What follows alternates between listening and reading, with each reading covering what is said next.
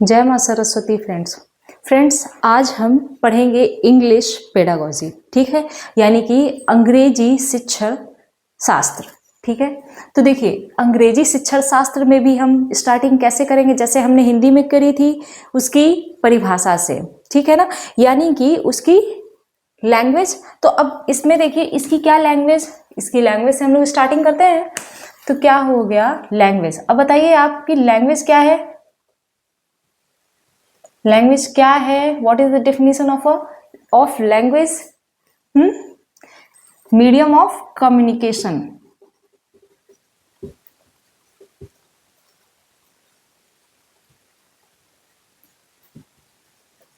ये क्या है? मीडियम ऑफ कम्युनिकेशन है, जिसके साथ आप क्या कर सकते हो, अपने फीलिंग्स को क्या करते हो, अभिव्यक्त करते हो, है ना। तो इसमें हम लोग क्या लिखेंगे, इन विच वन कैन एक्सप्रेस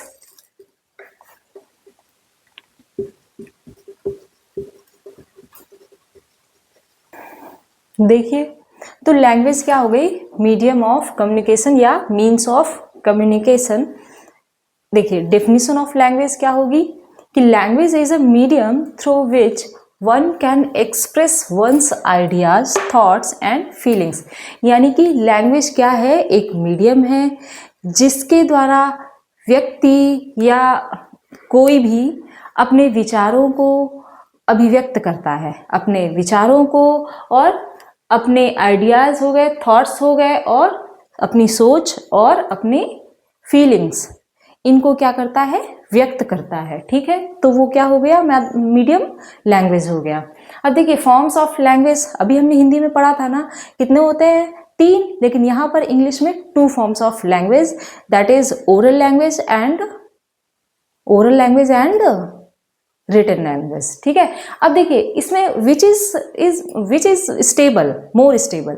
क्या आप ओरल लैंग्वेज को स्टेबल लैंग्वेज बोल सकते हो? नहीं। क्यों? क्योंकि ओरल है, कल को कोई कह देगा कि नहीं आपने ऐसा नहीं बोला था। तो रिटन में जो भी चलता है वही मोर स्टेबल होता है। ठीक है, तो इसमें आप एक पॉइंट और कर सकते हो, इज मोर स्टेबल।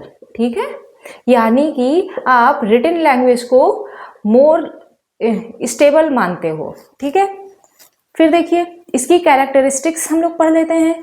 क्या होती है कैरेक्टरिस्टिक्स लैंग्वेज की?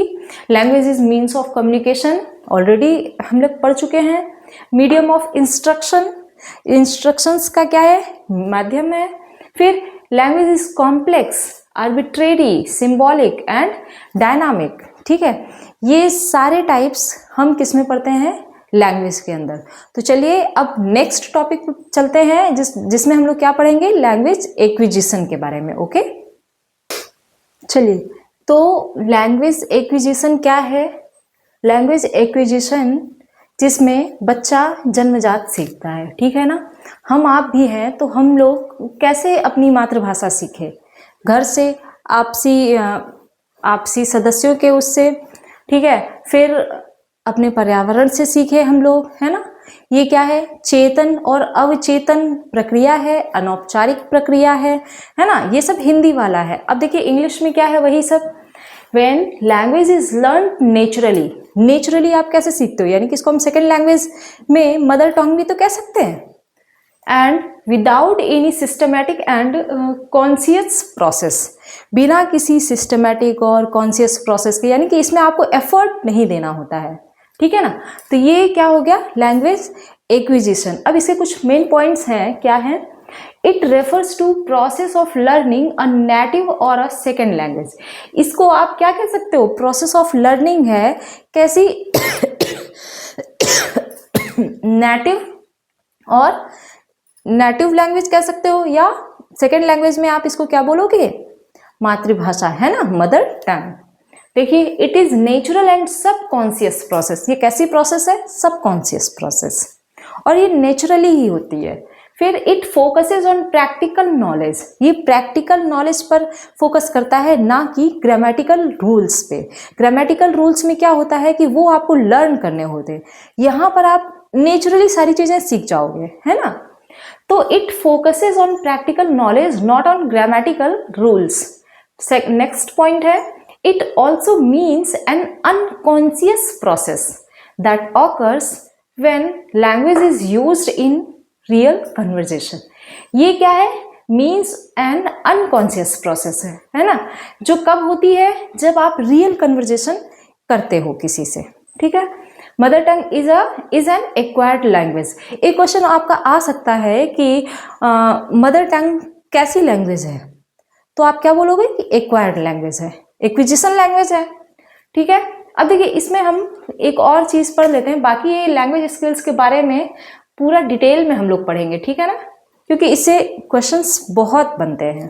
देखिए तो लैंग्वेज स्किल्स पे हम लोग किसके बारे में पढ़ते हैं? LSRW। अब देखिए LSRW हम लोग हिंदी में इसको सुबोपली भी बोलते हैं, सुबोपली। देखिए सु से सुनना, बो से बोलना, प से पढ़ना एंड ली से लिखना। सिमिलरली इंग्लिश में आप देखिए एल से क्या हो गया? लिसनिंग, एस से क्या हो गया? स्पीकिंग, आर से क्या हो गया? रीडिंग एंड डब्ल्यू से राइटिंग। तो 4 टाइप्स ऑफ स्किल्स है, लैंग्वेज स्किल्स क्या है वो? LSRW। ओके, तो फ्रेंड्स आज के लिए इतना ही। अब मिलते हैं इसी के नेक्स्ट वीडियो में, तब तक के लिए आप आगे प्रिपेयर करिए, ठीक है। Thank you.